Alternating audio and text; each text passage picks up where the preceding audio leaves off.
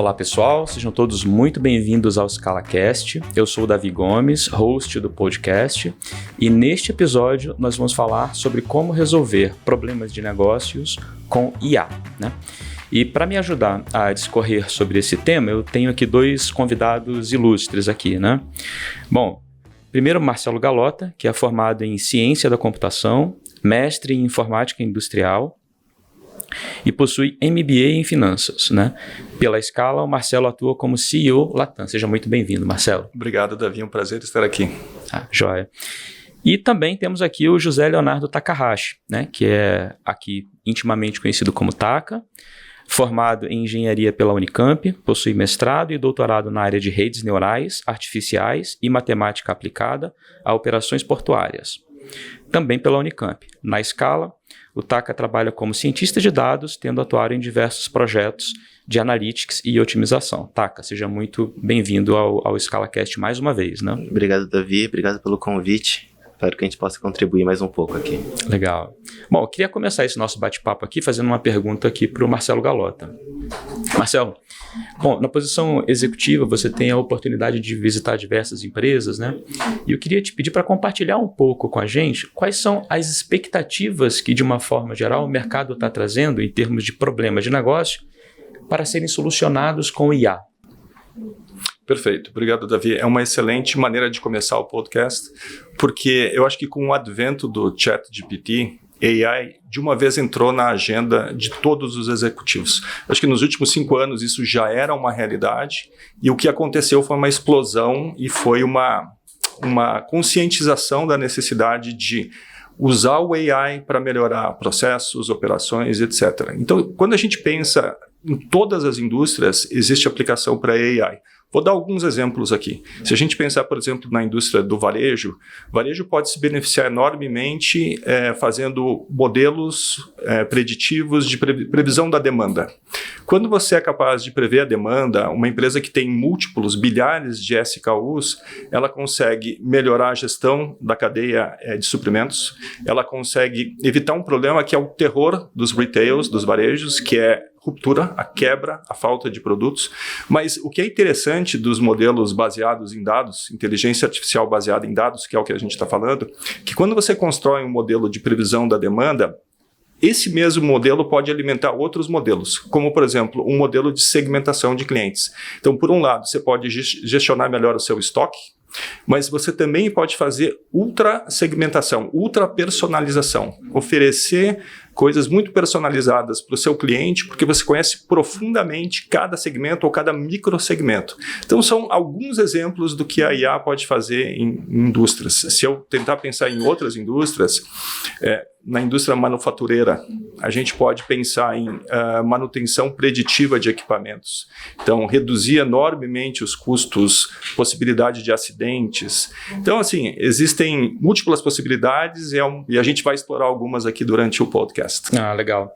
Os exemplos que você trouxe, eles são exemplos que nos remetem a empresas bem estabelecidas, de grande porte, coisas dessa natureza. E ao mesmo tempo, o termo IA, ele ainda soa para algumas pessoas, pelo menos, acho que o ChatGPT ele acabou mudando um pouco isso, né?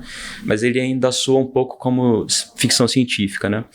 E a pergunta que eu queria te fazer em cima disso é o seguinte: inteligência artificial, existe um porte mínimo que a empresa tem que ter? O investimento é muito grande?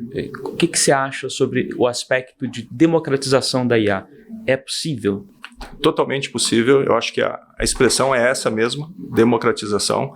Eu acho que existia um estigma há alguns anos atrás de que era um tema de ficção científica ou era uma demanda para investimentos muito vultosos. Quer dizer, empresas pequenas ou de médio porte não teriam capacidade de se beneficiar de IA. Hoje isso não é mais realidade. Hoje você tem muitos modelos open source, você tem uma gama de aplicações que empresas de qualquer porte podem se beneficiar.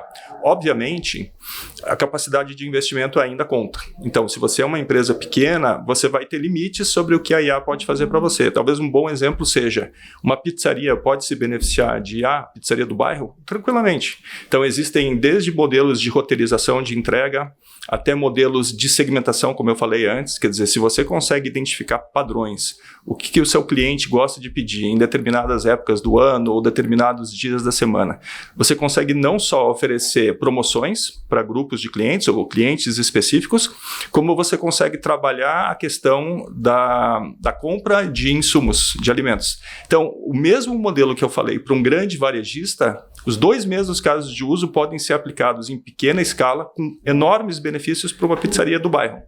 Então, isso mostra a democratização real da IA. E eu acho que, para terminar esse ponto, as empresas que não adotarem IA em 5 anos, elas não vão existir mais. Isso, eu tenho essa crença profunda.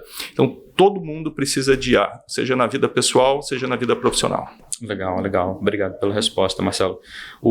E aí agora eu queria aproveitar um pouco de tudo que você respondeu aqui. Você falou de segmentação de cliente, você falou de exemplos relacionados a varejo, cadeia de suprimento, estoque, etc. Todos são problemas de negócios válidos e que estão aí para serem resolvidos, né? E aí eu queria, em cima desses exemplos que você trouxe, fazer uma pergunta aqui para o Taka, né? Considerando, Taka, que a parte de dados esteja plenamente resolvida, né, e tirando isso do caminho para que a gente consiga focar exclusivamente em IA, né? Ou seja, a gente tem o problema de negócio, tem os dados com qualidade, curados, padrão ouro ali, tudo resolvido, né? Qual que seria o próximo passo para que a gente traga a IA para resolver de fato o problema de negócio? Certo. Enquanto eu estava escutando o Marcelo falar, estava aqui pensando, né, quais são as ferramentas que eu usaria para tentar tirar algum tipo de insight dessa situação. Né? Então, quando ele, por exemplo, falou da parte de previsão de demanda, né, então a gente muito provavelmente vai ter um arcabouço de dados que tem uma parte histórica, né, de alguns tipos de insumo, ocorrências, né, os dados que vão ser usados como entrada do modelo e a demanda específica como ocorreu ali. Então, isso caracteriza bem um aprendizado supervisionado, né? Onde a gente vai conseguir usar algumas técnicas como Random Forest, por exemplo, né? Dados onde a gente sabe o que a gente gostaria de ter, a gente tem essa noção da resposta final. Um outro momento que ele conseguiu citar ali foi da parte de segmentação de clientes, que poderia sim ser uma parte também supervisionada, mas imagina que você nem saiba quais são os perfis que você tem dos seus clientes. Né? E essa pode ser até uma resposta. Quais são? Quantos são? Né? Então, isso caracteriza bem a parte de uma clusterização, né? De um aprendizado não supervisionado. Tem vários algoritmos, acho que o mais famoso é K-means, né? Onde a gente conseguiria encontrar esses bolsões de dados que estão aglomerados. E uma outra parte que ele citou também sobre estoque, né, uma gestão de estoque, algumas decisões que a gente pode tomar para deixar isso otimizado, me lembra dessa parte de otimização linear, que é uma vertente ali da inteligência artificial, mas voltada em modelos matemáticos, né, a parte de otimização. Legal, Taka. Agora, aproveitando o gancho aqui de democratização de IA, eu queria te pedir para a gente tentar dar uma nivelada uma questão bem conceitual sobre o que caracteriza o fato de uma solução ela poder ser classificada como uma solução de inteligência artificial, né? Como é que a gente caracteriza isso para o cidadão comum? E isso aqui é o que difere uma solução que é fundamentada em IA e isso aqui não é uma solução fundamentada em IA. Só para a gente poder... Ok. Eu diria que essa parte de inteligência artificial, né, saindo uma solução dessa parte...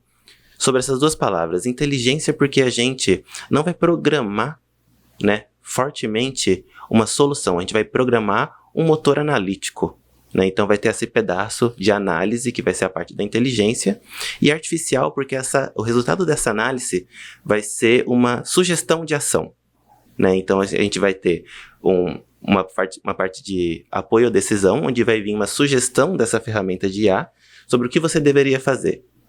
Né, então, vai vir uma decisão, uma sugestão de ação que não foi você que tomou. Né, então, essa parte artificial dessa parte. Sobre o que seria esse modelo, acho que a gente pode complementar aqui, né? A gente tem esse link computacional matemático que a gente desenvolve, né, que vai ligar a pergunta de negócio à solução pretendida, né? Então a gente tem aqui uma série de algoritmos que vão categorizar o que é esse modelo. E a gente ainda poderia dividir isso nesses dois ramos, né? Um modelo um pouco mais matemático, né, que vai sofrer essa parte de otimização, por exemplo, onde a gente consegue traduzir fenômenos operacionais em restrições matemáticas. A gente cria um ambiente onde existe um certo e errado e um algoritmo que consegue caminhar nesse ambiente encontrando uma resposta boa. Por um outro lado, a gente consegue agora levar para modelos estatísticos, onde a gente vai conseguir programar esse motor analítico que vai procurar dentro dos dados o padrão, né, um padrão que vai reconhecer ferramentas, que vai reconhecer classes ou previsões, né? Então é assim que a gente faz essa parte de modelar, né, a parte estatística. Joia, bacana, maravilha. Aproveitando um pouco do que você disse, você falou de desenvolvimento de modelos, você trouxe alguns elementos aqui que fazem parte de IA, né? Modelos estatísticos, modelos matemáticos. E aí eu queria fazer uma pergunta aqui pro Marcel Galota, que é o seguinte: há alguns meses atrás, eu trouxe até os números aqui para lembrar de te fazer essa pergunta, né? Saiu um artigo na Forbes, né, trazendo resultados de 2 pesquisas, né? Uma feita pela McKinsey, que mostrou que só 15% dos modelos de machine learning para negócios são de fato bem-sucedidos. Essa era uma pesquisa.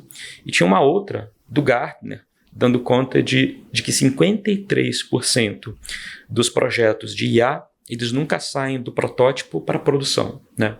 Esse causou um burburinho danado, essa publicação. Foi alguns meses atrás, não é tão recente assim, seguramente deve ter quase um ano. Mas eu fico me colocando na posição do executivo que está tomando a decisão de pegar o orçamento, que naturalmente é limitado, que ele tem, e investir em IA, né? E quando ele vê uma publicação dessas, naturalmente ele deve ficar, né, se perguntando, puxa, será que é o momento? Será que... Preocupado, né? Porque, pelo menos. Na verdade, você está muito à frente do seu tempo. Praticamente não tem diferença de você estar errado, né? Então, ele naturalmente vai hesitar um pouco em decidir por investir em IA, né? Por que você acha que esses números dessas pesquisas vieram tão ruins assim? Tão abaixo daquilo que a gente tem expectativa de que IA seja, no final das contas? Eu acho que esse é um tema da mais profunda importância. Eu estou nesse mercado há pelo menos 10 anos e eu corroboro o resultado das pesquisas, mas ao mesmo tempo eu sou positivo. Eu vejo uma melhoria em relação à situação de alguns anos atrás, talvez 2 anos atrás. E por que eu digo isso? Primeiro, eu acho que os dados são reais. E se a gente for pensar em quais são as razões que levam a essa taxa tão grande de insucesso, eu colocaria 2 grandes razões. Eu acho que a primeira delas as empresas, quando elas embarcam na jornada de IA, muitas vezes elas não têm claridade de quais perguntas de negócio elas querem responder. O Taka mencionou isso, né? Na concepção de um modelo, você começa com perguntas e não com respostas. Então, fazer uma boa pergunta é a chave da questão. E não é fácil fazer boas perguntas, porque existem maneiras de diferenciar o que é uma boa pergunta. Quer dizer, qual é o resultado de negócio? Você consegue medir antes, a priori? Você terá os dados com a qualidade necessária para poder realmente extrair o máximo daquela pergunta de negócio que você escolheu como sendo a sua pergunta de negócio adequada? Você tem capacidade técnica para resolver os problemas, mas principalmente você tem capacidades comerciais ou de negócio para atuar sobre os insights que foram gerados. Então, antes de embarcar na construção de um modelo preditivo, você tem que pensar um pouquinho também na parte prescritiva. E você tem que tentar unir o mundo preditivo com prescritivo. O que é preditivo? Preditivo é prever o futuro. Prescritivo é o que eu vou fazer quando eu sei o que vai acontecer no futuro. Como eu posso reagir a esse futuro, já que eu quero saber, eu tenho que estar preparado para agir. Então, se as empresas não têm claridade sobre o impacto no negócio, não têm claridade sobre a qualidade dos dados que suportam o modelo escolhido por eles e não têm capacidade de atuar sobre aquele insight que elas receberam, os projetos não serão bem-sucedidos. E eu acho que é aí que esses números tão absurdamente altos, que espantam, eles são decorrência de uma abordagem errada. Quer dizer, você inicia a jornada de dados, e é natural, todo mundo erra. E é um aprendizado, né? Eu acho que as empresas estão amadurecendo também. Por isso que eu digo que eu vejo de maneira positiva, porque eu estou vendo uma melhoria, eu estou vendo uma tomada de consciência em relação quais foram os problemas que nos levaram à taxa de insucesso, e estou vendo as empresas acordarem e começarem a se preocupar com, puxa, quais são as perguntas de negócio que realmente fazem a diferença e sobre as quais eu posso ter ações prescritivas, eu tenho capacidade de ação. Eu acho que esse é o X da questão, e eu vejo como, uma vez mais, sou muito otimista. Eu estou vendo uma enorme melhoria. Eu acho que uma tomada de consciência para garantir que essa taxa de sucesso seja muito maior daqui para frente. Legal, Marcelo. E aí, aproveitando um pouco da sua resposta, porque você trouxe explicações executivas, né, e às vezes até que precedem ao início do projeto, ou seja, a pergunta de negócio talvez não tenha sido muito bem trabalhada, né, para explicar um pouco desses números. Aí eu queria levar agora um pouco para você, Taka, para que você pudesse também trazer a sua visão do ponto de vista técnico, né, do ponto de vista do cientista de dados. Puxa, 53% dos projetos de IA nunca saem do protótipo para a produção efetivamente, né? Do ponto de vista do cientista de dados, mais técnico, você acha, o que você consegue ver que pode estar gerando essa distorção toda?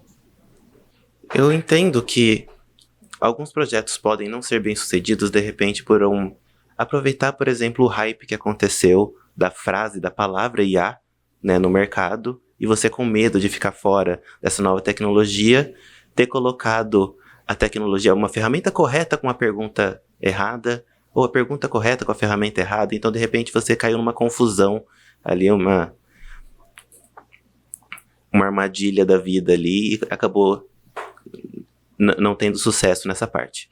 Porém, quando isso tudo se organizou de maneira correta, a gente ainda pode ter esse fracasso por algum motivo. Então eu vejo dois caminhos que isso pode ter ocorrido, por exemplo, pensando no que deu certo nos 15% do que foi para frente. Uma cultura da empresa voltada a dados envolve um tipo de incentivo de recurso, de tempo gasto, né? Então eu imagino que cada área vai ser responsável, por exemplo, por gerar dados internos, dados que a gente vai conseguir usar para conseguir ter algum tipo de insight e indicadores dentro da própria empresa. Então, se uma empresa até aquele minuto ainda não era voltada a dados e começou a ser, de repente ele tinha que ter entendido que tinha uma tarefa nova a ser feita. Um tempo, um recurso, dinheiro investido para que esse motor continue girando. E por outro lado, quando isso também já está funcionando, tem uma parte de ferramentas externas, dados externos, que vão acabar corroborando também para o funcionamento da sua ferramenta interna. Né? Você não vai, nem todo processo vai ocorrer simples e puramente dentro da sua empresa. Você precisa ver um pouquinho do mundo e gerar esses dados aqui dentro para conseguir funcionar. Então, de repente, esses dados externos, eles podem sofrer uma parte de qualidade que você não controlou, né? Então, às vezes, você tinha a ferramenta correta, mas não tinha os dados corretos, os dados puros, os dados com qualidade, que a gente diria. Né? Então eu vejo esses dois caminhos que pode ter ocorrido. Legal, bacana. Bacana que a gente conseguiu trazer uma visão executiva e uma visão um pouquinho mais técnica para explicar um pouco desses números terem vindo tão ruim. Mas mudando um pouco de assunto, quer dizer, continuando no assunto, mas ao mesmo tempo saindo um pouco da pesquisa, o Marcelo falou no começo do nosso episódio que empresas podem se beneficiar múltiplas vezes pelo emprego da inteligência artificial. Então, você pode ter modelos para ajudar na questão do estoque, você pode ter modelos que vão te ajudar na previsão de vendas, foi o caso do varejo que você trouxe. Você também falou que as empresas podem, na sua fala mais recente, né, cada área da empresa pode se beneficiar da inteligência artificial ali dentro do seu universo, né? E nesse sentido, baseado no que vocês dois estão trazendo, queria fazer uma pergunta aqui para você, Taka, né? A gente percebe na área de tecnologia, ao longo do tempo, né, a quantidade de componentes ele vai crescendo, né? Então a gente tinha antigamente era só o mainframe, Você só tinha o mainframe para cuidar. Depois veio a plataforma distribuída, vários servidores para cuidar. Então, governança, cuidar, enfim, de toda aquela infraestrutura. Depois disso vieram as máquinas virtuais. Milhões de máquinas virtuais para cuidar. Agora container, microserviços e etc. A tendência é que a quantidade de modelos de machine learning também cresçam dentro das empresas. Esse é o caminho mesmo? Eu acredito que sim, até parafraseando um pouco o que o Marcelo falou, né? Quando você começa a entrar nessa parte de fazer os seus machine learning, as suas inteligências artificiais, a gente consegue até alimentar uma próxima inteligência artificial e criar uma cadeia de modelos, né, onde que vai ter uma resposta final e várias respostas intermitentes. Então, quando a gente vê aquele outro dado da pesquisa, onde a gente vê alguns fracassos, pode ocorrer em qualquer pedaço dessa cadeia produtiva de modelos. Então eu imagino que quando a gente está mexendo com esse mundo de modelos, a gente possa de repente perder o controle sobre a qualidade de cada um deles. E de repente falta a necessidade de uma ferramenta de monitoramento que vai conseguir ver esse drifting que aconteceu. E aí eu vejo duas partes, né? Dois tipos de acontecimentos que pode ter nessa parte de perder o controle. Uma parte é sobre o model drifting e a outra do data drifting. Esses conceitos são um pouco diferentes. O model drifting é quando você não tem uma solução de IA e você implanta agora, você estava muito querendo uma resposta e agora você tem. Então, seu modelo está funcionando. Mas logo que você tem, você sente uma nova vontade, né? Você já tem a sua resposta, mas você sentiu que podia ter calibrado ela um pouquinho melhor, calibrado um pouquinho mais a pergunta. Então, de repente, um modelo que responde se você deve ou não fazer alguma coisa, binário, sim ou não. Você vai ter agora uma cadeia de sims, uma cadeia de nãos, e você gostaria de ter isso um pouquinho mais fino. Sabe, o quão sim, o quão não aquilo foi? Será que gostaria de um gradual, né, um 0% até 100%? A gente trocar um pouquinho qual era essa pergunta, né, de negócio. E, por um outro lado, falando de data drifting, é que esse modelo está vivo. Né? Os dados estão vivos, o modelo está vivo, então é esperado que ao longo do tempo o padrão que o modelo conseguiu captar nos dados mude. Né? E esse padrão mudando, seria interessante que a gente tenha ferramentas que consigam melhorar o modelo para ele conseguir acompanhar, rastrear, identificar esse novo padrão que vai surgir. Entendi. Isso que você falou me lembrou muito aquele livro Sapiens, do Harari, né, que ele fala que existem dois sistemas, né, um que é determinístico e um que é complexo, né, ele chama de sistemas caóticos, no final das contas, né, e ele fala que o sistema determinístico, ele não reage a previsões. Por exemplo, o tempo, né, a gente consegue prever o tempo com um razoável grau de certeza, desde que seja a curto prazo. Então, mas a nossa previsão que a gente faz sobre a meteorologia, no final das contas, não vai mudar o tempo. O tempo não vai reagir àquela previsão. Mas os modelos mais complexos, né, os sistemas caóticos mais complexos, né, o tipo 2 que ele chama, são aqueles que reagem à previsão. Então, se você tem, por exemplo, uma previsão de que uma ação vai subir ou descer, o mercado vai reagir àquilo e as coisas vão mudar. O que você está falando é mais ou menos isso, no final das contas, né? Se você tem um modelo preditivo que aponta, por exemplo, que a gente vai ter um decréscimo de 5% do faturamento, naturalmente a direção da empresa, os colaboradores vão agir para que aquela realidade mude e naturalmente os dados vão mudar, a realidade da empresa vai mudar e talvez o modelo tenha que ser reajustado para essa nova realidade. Entendi corretamente? Sim, sim. Eu acho que esses detalhes são interessantes para a gente pensar, né? Criar a necessidade de que o seu modelo ele não é ruim, não é esse o caso. É que o modelo... a palavra é essa, o modelo está vivo.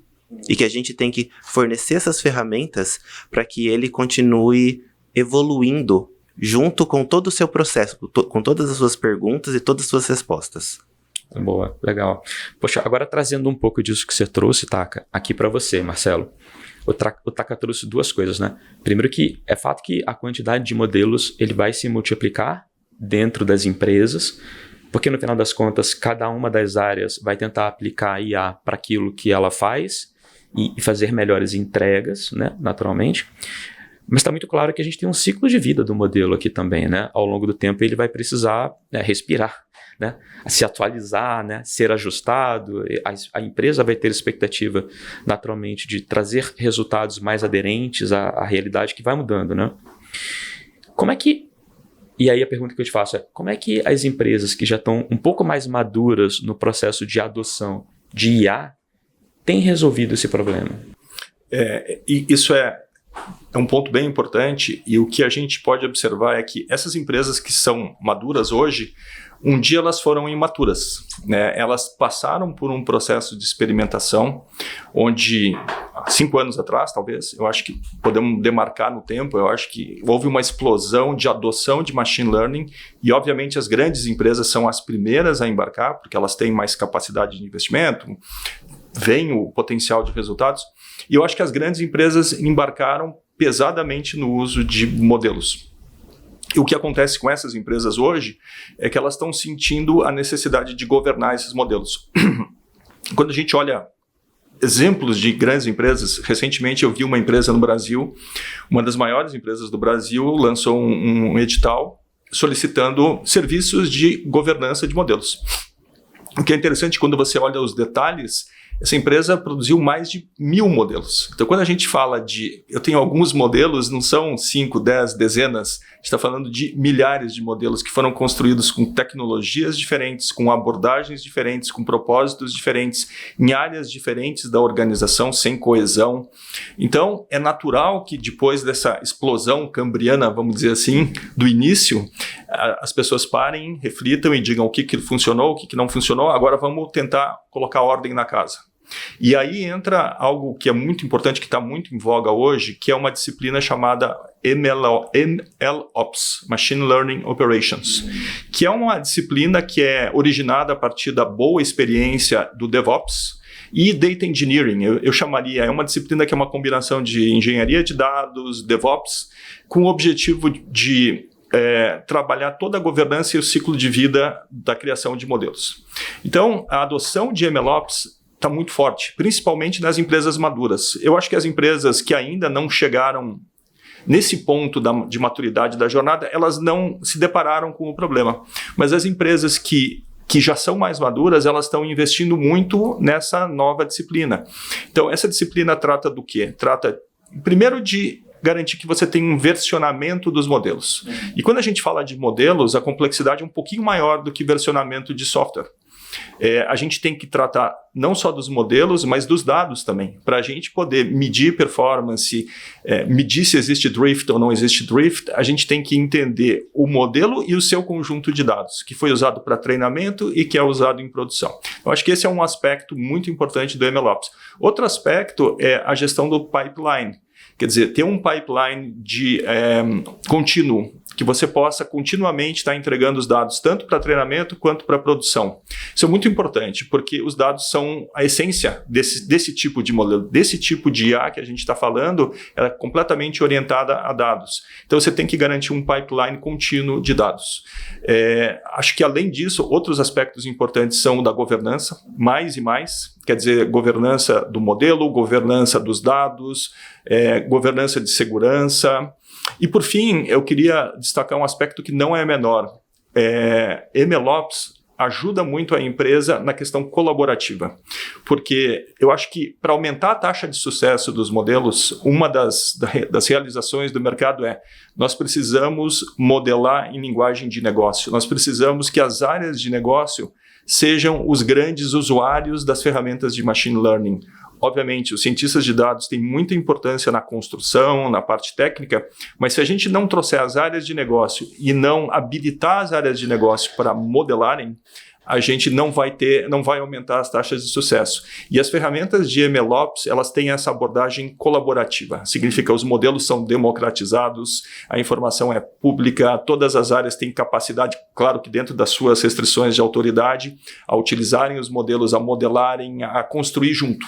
Eu acho que essa é uma dos grandes benefícios da adoção de MLOps. Todos os pontos que eu mencionei são muito importantes e eu acho que as empresas vão se direcionar para aí. Hoje, é um problema das empresas maduras. Em breve, todas as empresas vão ter esse desafio, então eu acho que a MLOps responde muito dos desafios e vai ajudar muito nessa aumentar essa taxa de sucesso que a gente viu. Legal, bacana. É uma demanda nova, né? Uma demanda que surgiu em função da adoção efetivamente da IA. Do ponto de vista executivo ainda, pensando em projetos de IA, Marcelo, como é que o cliente pode se assegurar, né, e ter devido monitoramento ali do ROI, do investimento feito nesse tipo de projeto? A gente volta para a pergunta anterior, onde eu falei sobre quais são as perguntas de negócio a serem escolhidas, né? Então, quando a gente toma essa decisão de investimento, e todas as empresas fazem isso há muitos anos, não só em IA, elas procuram projetos que tenham um ROI elevado. Um projeto que tenha um ROI maior do que o custo médio de capital delas. Isso é a regra de ouro de qualquer projeto de investimento. Talvez pela inexperiência ou pela imaturidade no uso de IA, as empresas tendem a serem demasiadamente otimistas com o potencial de monetização dos modelos e talvez demasiadamente otimistas também em relação aos custos associados. Por quê? Acho que é por falta de experiência. Tudo isso é um processo de aculturamento, é um processo de tentativa e erro. Então, ao longo do tempo, muitos projetos não monetizaram porque as expectativas também eram irrealistas. Então, você tem que trabalhar você tem que aprender daqueles modelos que foram para a produção, entender qual é o potencial real de monetização, qual é o TCO real do uso desses modelos em produção e voltar para a prancheta. E na próxima vez que você fizer um cálculo de ROI, você tem que levar em conta todos esses aprendizados. Então, eu acho que esse é um aspecto interessante. Eu acho que outro aspecto relacionado a ROI, que eu estou vendo hoje na indústria, e eu vejo com muito bons olhos, é o potencial de associar Analytics ou AI com automação. E por que eu digo isso? Vou voltar para o meu primeiro exemplo, o exemplo de uso dos dados para gestão de estoque. Então, é natural que se a gente construir um modelo que foi bem sucedido, e a gente hoje consegue gestionar bem o estoque, será que o executivo não vai querer automatizar o processo de aquisição? Eu tenho certeza que sim, é o ponto natural, interagir com os sistemas transacionais, com o ERP e começar a fazer essa gestão automática de estoques. Quando a gente começa a associar pontos de automação associados ao insight que nós recebemos, a gente aumenta o ROI potencial e o ROI real dos projetos. Então, isso é uma disciplina que está acontecendo. Quando a gente começa a conceber o modelo lá na prancheta, a gente pensa não só nas ações que eu vou tomar, mas no potencial de automação. Isso tem um potencial muito grande de incrementar o ROI, ou pelo menos de trazer o ROI para onde ele deveria estar. Então, o ROI é um ponto muito importante e talvez tenha sido, como você falou, a empresa vai pensar 2 vezes antes de investir, e eu acho que tem coisas muito boas acontecendo, principalmente dos benefícios associados de automação com AI. Joia.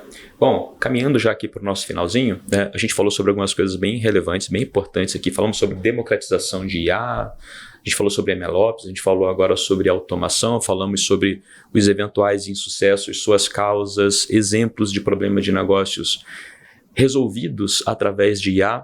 Acho que ficou um conteúdo bastante interessante, mas para finalizar, queria o ponto de vista de cada um de vocês, né, do executivo, do cientista de dados, sobre, pensando num cliente que esteja querendo iniciar o processo de resolver seus problemas de negócio com IA, que tipo de conselho vocês dariam, né, para esse início de jornada? Assim? O que vocês deixariam, tanto do ponto de vista executivo, quanto do ponto de vista técnico?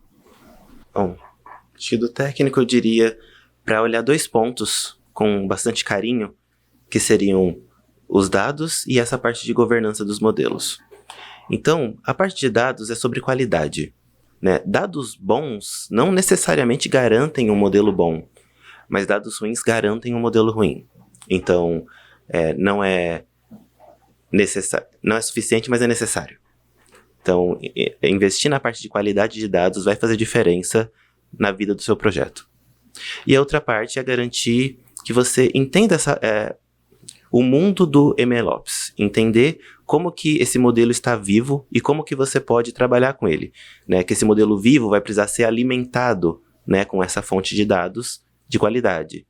E que de vez em quando você vai ter que levar esse modelo no médico, digamos assim, que você tem que monitorar, né, o desempenho dele ao longo da vida e tenha ferramentas que possam atuar em cima dos driftings que possam acontecer. Joia. Marcelo. Queria comentar que IA veio para ficar. Eu acho que é a realidade que os executivos têm que entender e acho que já entenderam. Todos eles estão buscando o caminho para a IA. E eu acho que nessa segunda etapa, vamos chamar de antes de ChatGPT foi a primeira etapa exploratória. Eu acho que depois de ChatGPT é a etapa da adoção massiva. E nessa etapa de adoção massiva, a tecnologia melhorou muito e a gente consegue ver o impacto no negócio de maneira muito mais rápida. Então, essa adoção vai acontecer nos próximos 2 anos de maneira muito mais rápida do que a gente imagina e de maneira, assim, talvez até descontrolada. Então, voltamos aos pontos desse podcast. Governança é fundamental. A gente falou de MLOps. Eu acho que MLOps é uma parte muito importante, mas quando eu penso em governança, que vai ser necessária daqui para frente, ela é mais ampla do que só o que o MLOps pode oferecer. Porque para mim, governança é uma governança que envolve segurança, privacidade de dados e ética. Né? O potencial de mau uso de AI também é muito relevante. Então, cada vez mais as empresas vão ter que pensar na responsabilidade social do uso da AI, porque ela pode ser algo muito benéfico para a sociedade, mas pode ser uma arma de destruição em massa. Então, a responsabilidade social das empresas cresce. Eu acho aquela frase, com grandes poderes vem grandes responsabilidades. Eu acho que a gente chegou nessa fase da AI e isso vai demandar esse tipo de postura. Então, MLOps é a base, mas eu acho que acima de MLOps, a gente tem que pensar em governança, em segurança, em ética. Esses são os pontos que eu recomendo e isso está muito presente nas conversas com o board, com altos executivos. Eu acho que eles estão tomando consciência disso. Joia. Bom, queria agradecer a presença de todos vocês aqui, dos senhores. Querem deixar seus LinkedIns para que as pessoas eventualmente interessadas possam entrar em contato com vocês?